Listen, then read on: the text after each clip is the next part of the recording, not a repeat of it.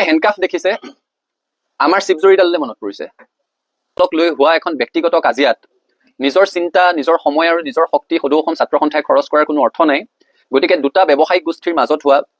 এই ব্যৱসায়িক সংঘাত ছাত্ৰ সন্থাৰ বিষয়বস্তু হ'ব নোৱাৰে কাৰণে ছাত্ৰ সন্থাই এই বিষয়ত চিন্তা কৰাৰ এই বিষয়ত সময় শক্তি অপচয় কৰাৰ কিবা অৰ্থ আছে বুলি অনুভৱ কৰা নাই যিগৰাকী ব্যক্তিৰ কথা আপোনালোকে উল্লেখ কৰিছে তেখেত সদৌ অসম ছাত্ৰ সন্থাৰ এগৰাকী সদস্যাক বিয়াৰ প্ৰলোভনেৰে যৌন শোষণ চলোৱাৰ অভিযোগত অভিযুক্ত হৈ ছাত্ৰ সন্থাৰ মজিয়াৰ পৰা বহিষ্কাৰ হোৱাৰ ভয়ত ছাত্ৰ সন্থাই এৰি যাব লগা হৈছিলে গতিকে ছাত্ৰ সন্থাৰ এগৰাকী সদস্যাক যৌন শোষণ চলোৱাৰ অভিযোগত যিগৰাকী ব্যক্তি অভিযুক্ত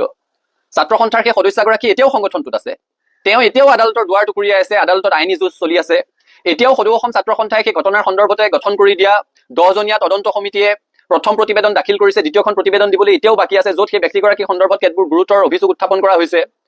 গতিকে ছাত্ৰ সন্থাৰ এগৰাকী সদস্যক বিয়াৰ প্ৰলোভনেৰে সৈতে যৌন শোষণ চলোৱাৰ অভিযোগত অভিযুক্ত এগৰাকী ব্যক্তিৰ সপক্ষে ছাত্ৰ সন্থাৰ স্থিতি থকাৰ কোনো প্ৰশ্নই আহিব নোৱাৰে আৰু সেই কাৰণে ছাত্ৰ সন্থাই তেখেতৰ সপক্ষে স্থিতি ল'ব বুলি আশা কৰাটো অনুচিত কাৰণ আমাৰ ঘৰৰ এগৰাকী ছোৱালী সেই ছাত্ৰীগৰাকীৰ মাকে কৰা ফোনটো সেই ছাত্ৰীগৰাকীৰ মাকে সময়ে সময়ে আমাৰ সৈতে পতা কথা বতৰাবিলাক আমাৰ মনত এতিয়াও বিজি থাকে যে মোৰ ছোৱালীজনীক আঁচু কৰিবলৈ পঠিয়াইছিলো তাইৰ লগত কিয় এনেকুৱা হ'বলৈ পালে তোমালোকে তাইক ন্যায় দিব নোৱাৰিলা সেই ছাত্ৰীগৰাকী আজিও ছাত্ৰ সন্থা কৰি আছে দেখিছো বহুতে ছাত্ৰ সন্থাৰ এই সন্দৰ্ভত এটা স্থিতি আশা কৰিছিলে কিন্তু নিজৰ ঘৰৰ এগৰাকী সদস্যাক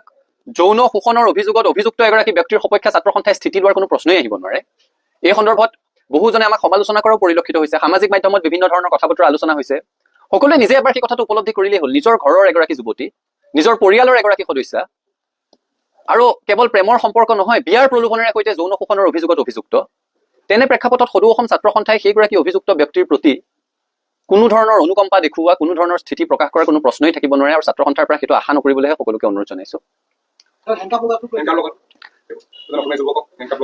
আপোনালোকে হেণ্ডকাফ দেখিছে আমাৰ শিৱজৰীডাললৈ মনত পৰিছে সেই ছাত্ৰীগৰাকী যিদিনাখন হস্পিটেলত ভৰ্তি হৈছিলে